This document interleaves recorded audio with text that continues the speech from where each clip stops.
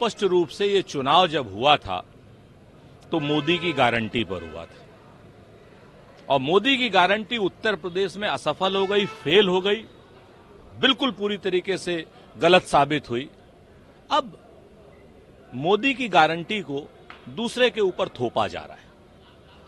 लड़ाई सिर्फ इतनी सी है इन लोगों की, अभी भी ये लोग जनता के हितों की लड़ाई नहीं लड़ रहे हैं, आपसी बंदर बांट की लड़ाई लड़ रहे हैं, भ्रष्टाचार के बंटवारे की लड़ाई लड़ रहे हैं, कोर्ट थाना कचहरी की लड़ाई लड़ रहे हैं कि कहां किसकी चलेगी किसकी नहीं चलेगी।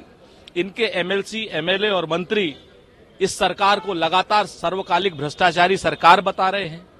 एक आदमी यहां पर वो ले रहा है, क्या नाम, कैबिनेट की मीटिंग ले रहा है तो दूसरा डिप्टी चीफ मिनिस्टर दिल्ली भागा हुआ है। सच बात यह है कि आने वाले समय में भारतीय जनता पार्टी एक फ्रैक्चर्ड हाउस है और इस फ्रैक्चर्ड हाउस की परिणति इस सरकार के गिरने पर ही होगी, ऐसा हमारा पूर्ण विश्वास है, क्योंकि जनता के हितों का ये कोई काम नहीं कर रही, सिर्फ अपने हितों की सोच रही है। आज 11 प्रभारी मंत्री रहेंगे, लेकिन अभी जो जिक्र हुआ डिप्टी सीएम उसमें नहीं है। वो आज कल ही दिल्ली पहुंच गए। उपेंद्र चौधरी प्रदेश अध्यक्ष वो भी दिल्ली पहुंच गए। जेपी नड्डा से पैरेलल मीटिंग चल रही है। तो क्या लग रहा है कुछ अंदर का जो अंदर खाने में क्या कहीं कुछ गड़बड़ी है जो अब जाहिर होने लगी है? भाजपा में स्पष्ट रूप से कई फाड़ हैं, कई गुट हैं, पहले से कई गुट थे और नरेंद्र मोदी जी के केंद्र में कमजोर पड़ने के बाद, नरेंद्र मोदी की गारंटी फेल होने के बाद वो गुट अब सब अपनी अपनी इच्छा, आकांक्षा, अपेक्षा और भ्रष्टाचार की बंदर बाट में अपना हिस्सा चाहते हैं और ये लड़ाई सिर्फ उसकी है और कुछ नहीं है। आज की डेट में उत्तर प्रदेश की भारतीय जनता पार्टी जनता के हितों में कोई काम नहीं कर रही है, अपनी सरकार, अपना संगठन बचाने में लगी हुई है और एक दूसरे का अहित करने में लगी हुई है। दोनों डिप्टी सीएम अपने पद नाम के आगे से डिप्टी हटाना चाहते हैं, सीएम साहब अपनी सीएम की कुर्सी बचाना चाहते हैं, बुलडोजर का डीजल खत्म हो गया है, धंस गया है कहीं ना कहीं। आप इस चीज को देखिए कि उत्तर प्रदेश में भारतीय जनता पार्टी एक नए विग्रह की ओर और नए डिवीजन की ओर बढ़ रही है। कांग्रेस पार्टी ने जो बैकवर्ड क्लास है उससे जो आरक्षण छीन के मुसलमानों को दे दिया, वो यहाँ पे भी यही करना चाहते हैं। अगर आपने उनको सत्ता दे दी तो वो यहाँ पे भी यही करेंगे। अमित शाह जी, आपका झूठ, छल, कपट, प्रपंच सीधे सीधे पकड़ा जाता है। आप इधर उधर की बात करने की जगह आपने शायद स्टेट का नाम गलत ले लिया। आंध्र प्रदेश का नाम लीजिए ना, वहां तो आपकी सरकार है और आपकी ही सरकार ही आरक्षण दे रही है। किसको आप मूर्ख बना रहे हैं?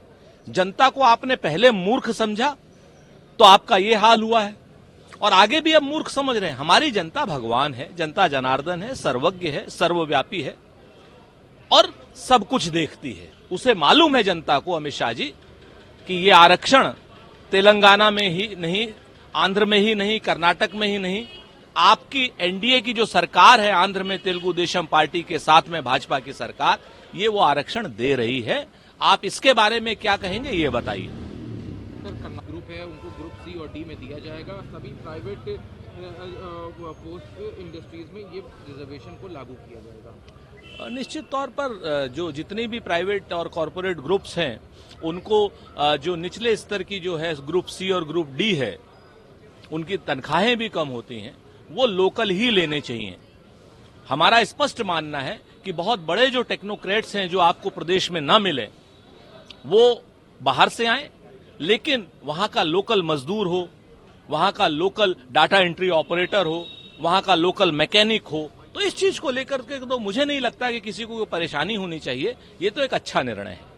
और सबकी निर्मम हत्या कर दी जाती है दरभंगा में। अभी बिहार से एक और घटना सामने आ रही है जहां पूरे परिवार के ऊपर हत्या का आरोप किया जाता है, जिसमें जो पिता और 2 बेटियों की वहीं पे मौत हो जाती है। मां गंभीर स्थिति में, हालांकि 2 अपराधियों को गिरफ्तार भी कर लिया गया। किस तरह से देखते हैं कि बिहार में ये जो अभी सीक्वेंस ऑफ इवेंट्स है वो आम होता जा रहा है? देखिए, बिहार पूरी तरीके से जंगल राज की गिरफ्त में है।